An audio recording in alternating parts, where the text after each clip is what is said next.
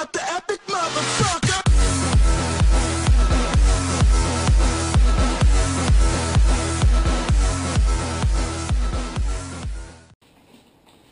Hello tout le monde, on se retrouve aujourd'hui pour une nouvelle review. Ça faisait un petit moment que je vous promettais la review de mon J39WE, you know.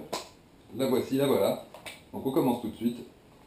Je vous présente la bébête, équipée dans la configuration que moi j'apprécie, avec le chargeur doublé, une petite poignée AFG McPool, NP15, mon petit holo comme d'habitude.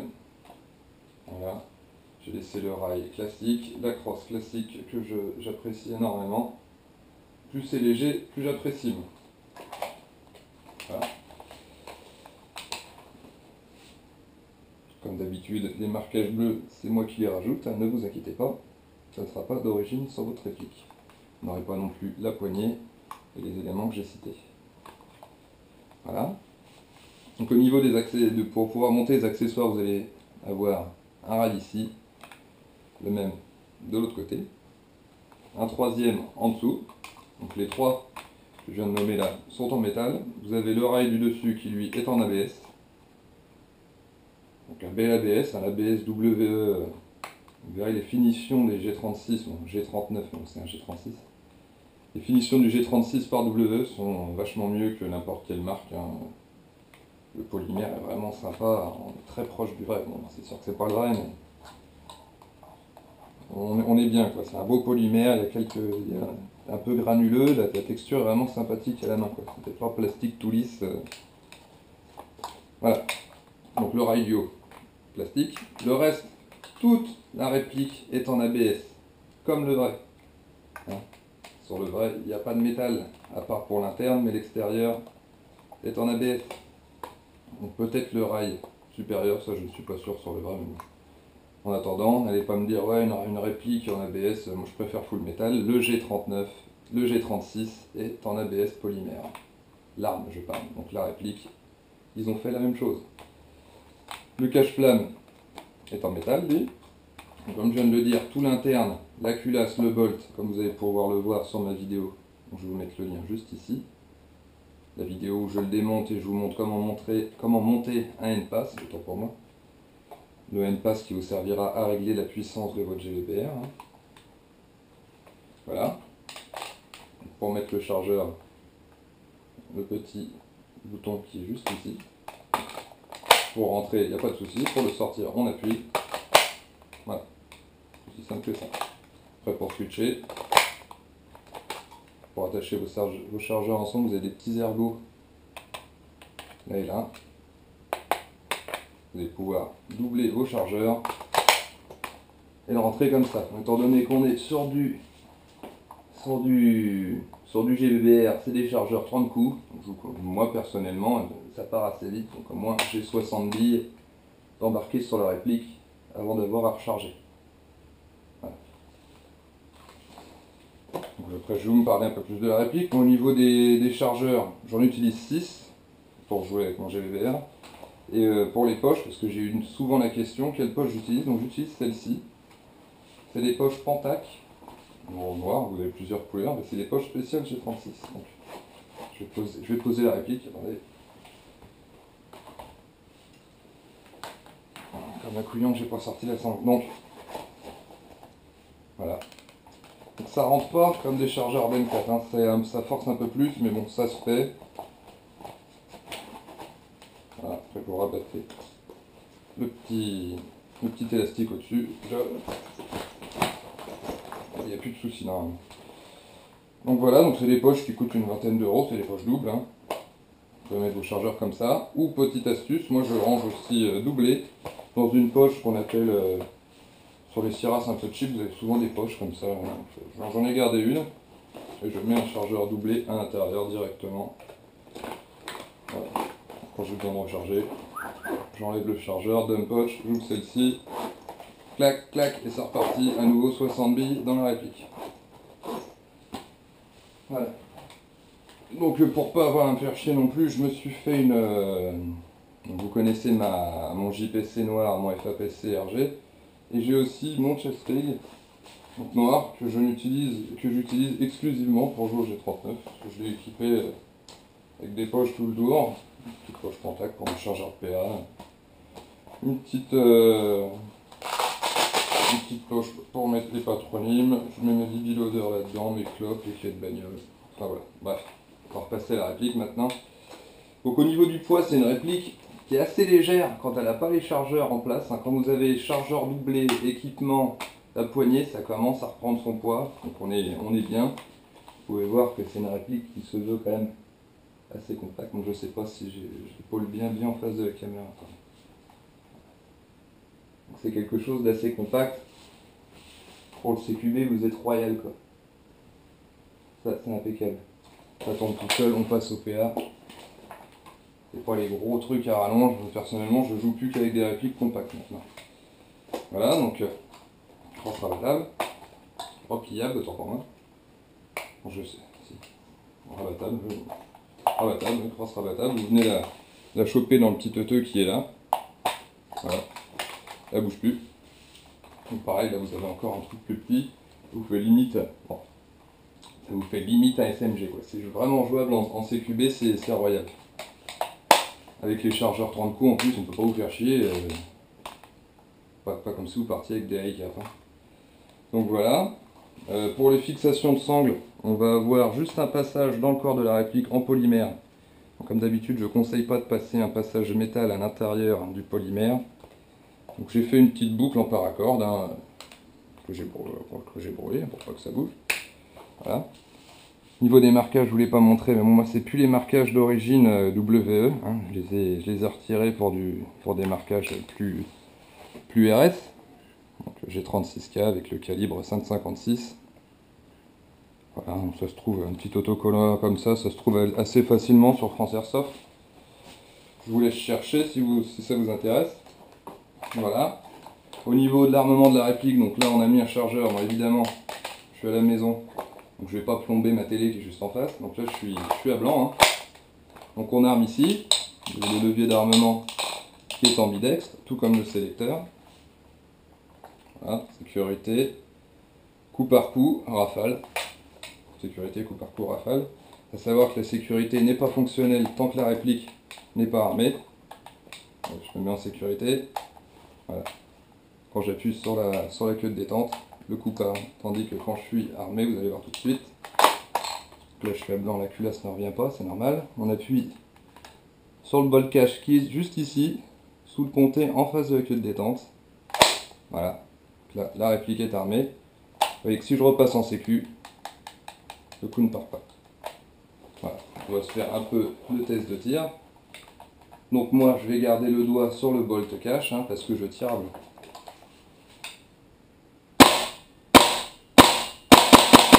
Notez la réactivité du truc.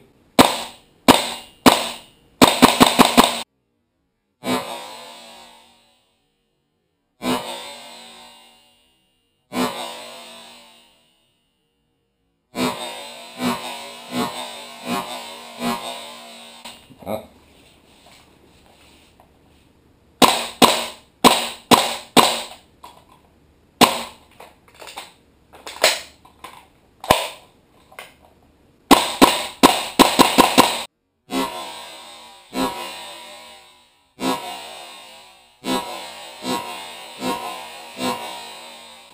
En full. Je suis pas fan du full. Sur un GBBR, je vous le déconseille. Parce que ça part très très vite, mais c'est quand même kiffant.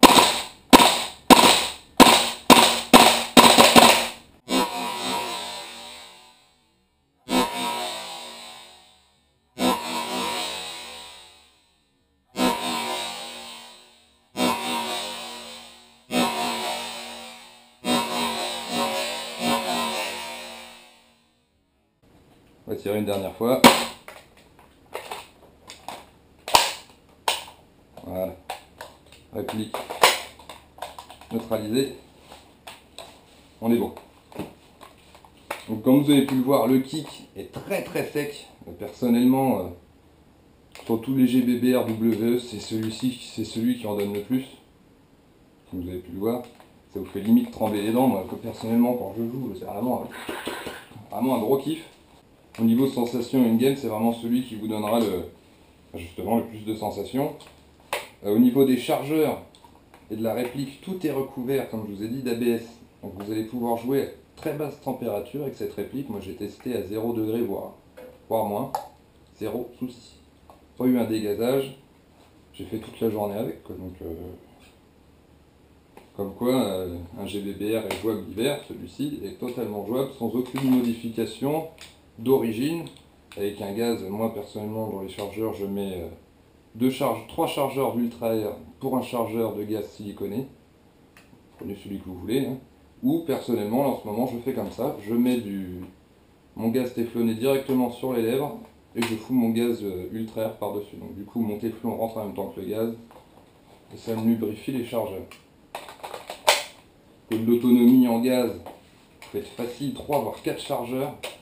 Ça dépend du temps, mais quand il fait bon, 4 chargeurs, pas de souci. Avec une recharge de gaz, vous tirez 4 fois vos 30 billes. Hein. Fiabilité en sortie de boîte. Bon, je suis toujours un peu casse-couille moi sur la portée, sur la régularité du hop-up. D'origine c'est pas mal, hein, on va dire. Clasher Alcien qui est d'origine, il fonctionne vraiment bien.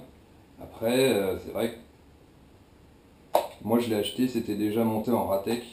Canon 6 points à Ratec, joint Ratec, donc je peux pas vous dire personnellement mon ressenti sur les pièces sur le canon et sur le joint d'origine. J'ai que ça de changer, hein, mis à part le N-Pass, j'ai rien de plus. Et ça joue bien, hein, Clasher, il est vraiment fan aussi de son G39, donc bon. Après, à vous de tester, quoi. Moi, avec mon 6 points, je suis ravi aussi, hein, je peux vous dire que j'ai une précision d'enfer et que j'ai rien à envier à un AEG. J'ai voire plus de portée qu'un AEG classique, même un AEG upgradé, hein, j'ai 60-65 mètres de portée en tir utile. Après, à vous de savoir viser. Du coup, c'est un peu plus sympa. Au lieu de mettre 50 billes pour sortir un mec, on va essayer d'en mettre 5 ou 6. Ça change un peu le style de jeu, et puis ça pourra vous donner une meilleure sensation in-game, pourquoi pas. Donc d'origine, c'est pas mal du tout. Le seul problème, c'est que ça va cogner un peu fort sans N-Pass. En sortie de boîte, c'est celui qui va cogner le plus fort des répliques GBR de chez WE. Du fait qu'il soit en polymère, il a tout son kick, donc c'est souvent plus de 400 FPS, hein, faut se le dire. Un G39, 9 sorties de boîte, c'est plus du 420 FPS si vous tournez à l'ultra air comme moi.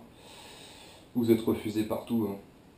Donc ce que je vous conseille si vous l'achetez neuf, c'est en le commandant, commandez le N-Pass avec. Vous regardez ma petite vidéo, dont je vous redonne le lien si vous voulez maintenant. Vous faites le montage et comme ça vous n'êtes pas emmerdé.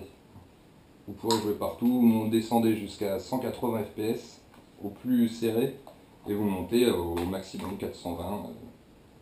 Donc moi personnellement en forêt je suis réglé à 380 et en bâtiment je suis à 330 comme ma MP7. Voilà.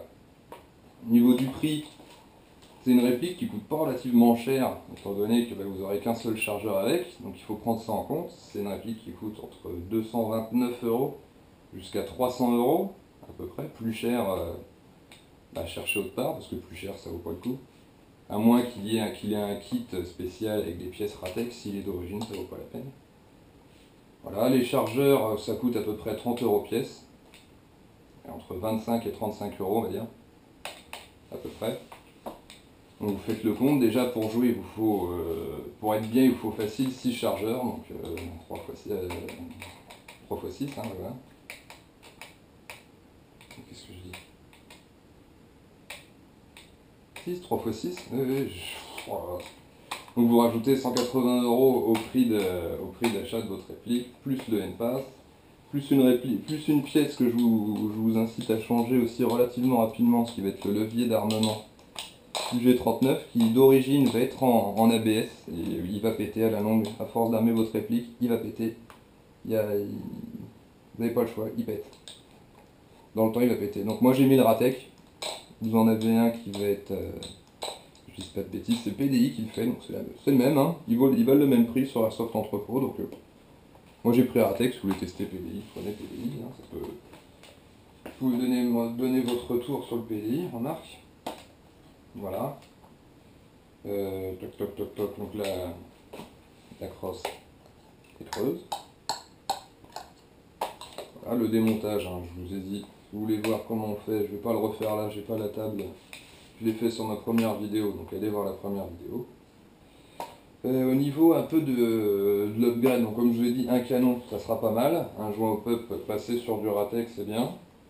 Après d'autres pièces, sur le G39, c'est superflu. Changer le nozzle pour un alu, je vous le conseille pas, parce que du coup, votre G39 sera sujet au froid.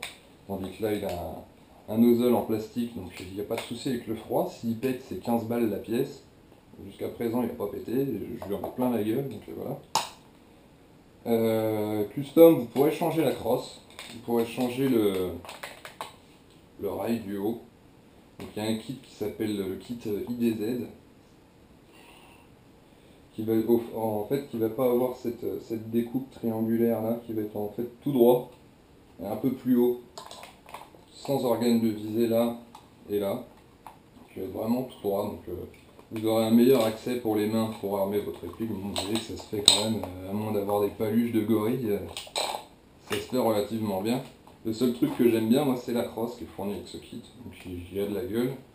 Je vous laisse aller voir, hein, le kit IDZ, comme ça se prononce, IDZ.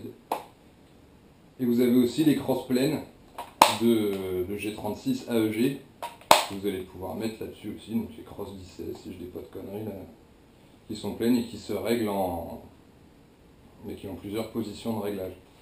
Moi, je vous dis, personnellement, celle que je préfère, celle-là, revêtue de caoutchouc. Alors que ça glisse pas. Je force, ça bouge pas. Quand je suis en jeu, il n'y a pas de souci. Voilà.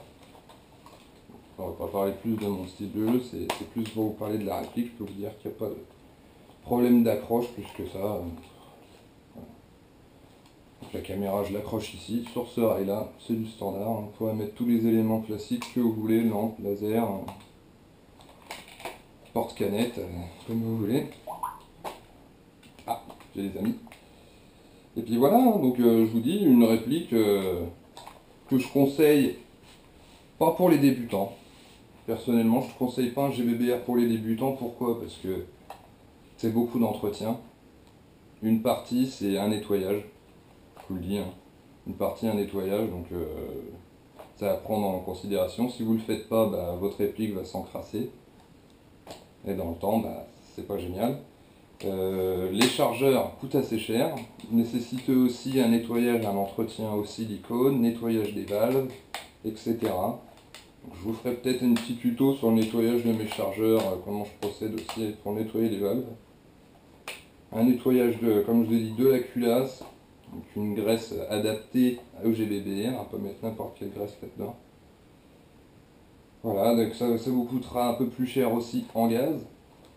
Que ça suce, hein. Vous voyez la capacité, les billes ne prennent que ça d'espace en fait, le réservoir à billes c'est ça, le reste c'est le gaz. Donc, vous voyez, vous en mettez un pactole dans chaque chargeur, donc vous le remplissez pas, comme je vous ai dit, vous avez une autonomie de 3-4 chargeurs, mais ça suce. Voilà, donc c'est pas plus économique au final que de jouer à l'AEG, de tirer 4000 billes par partie. Moi je dépense plus en billes, je dépense en gaz, donc c'est un choix. Donc je la conseille à tout le monde. Un débutant, je ne le conseille pas parce que ça sera beaucoup de dépenses. Un style de jeu qui est quand même, je pense, pour un joueur qui a l'habitude de jouer. Parce que vous avez 30 billes dans le chargeur, ça part très très vite. Donc si vous voulez pas vous retrouver en rade toutes les 5 secondes avec votre bibliodeur à recharger vos chargeurs, déjà il vous en faut au moins 5-6. Et puis on va dire savoir un petit peu jouer, quoi, savoir viser, se faufiler, pour utiliser le moins de billes possible et être à l'aise sur une partie complète, quoi. Donc un joueur aguerri, je conseille largement, il se fera très très plaisir avec ça, surtout un mec qui a l'habitude de jouer en mid-cap, et là il s'y retrouvera, et au niveau des sensations de jeu, moi je m'éclate, hein. Je pense arrêter l'AEG, donc j'en garde une, je garde mon CXP en secours, au cas où j'ai une casse, mais je pense rester sur le gaz à présent. Donc je vais me faire celui-ci, bah, qui est jouable toute l'année. Et je pense me faire un M4 GVBR par la suite, là. Donc je ne sais pas encore quel modèle, vous verrez ça très bientôt. Bah, j'espère que cette review vous aura plu, j'espère que j'ai pas oublié de points concernant cette réplique. faut savoir parler de tout. Hein. Le démontage, c'est les 3 goupilles, hein, comme le vrai. Hein. Il n'y a rien de très difficile pour changer le canon, c'est les doigts dans le nez. Hein. Vous enlevez, que je dise pas de conneries, la goupille qui est là. On fait sauter le garde-main à l'avant.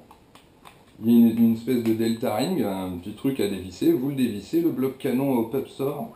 C'est easy quoi. Je ne vais pas vous faire un tuto là-dessus. C'est vraiment pas très compliqué. Si jamais vous avez besoin, je vous le dirai à l'écrit dans l'espace commentaire. Dites-le moi et puis on en discute. Je pense pas faire de vidéo concernant, surtout que j'ai déjà le canon de montée, donc je vais pas m'amuser à le redémonter. Voilà. Donc j'espère que ça vous aura plu. N'hésitez pas à me poser des questions. Je vous dis à une prochaine fois et portez-vous bien. Ciao tout le monde.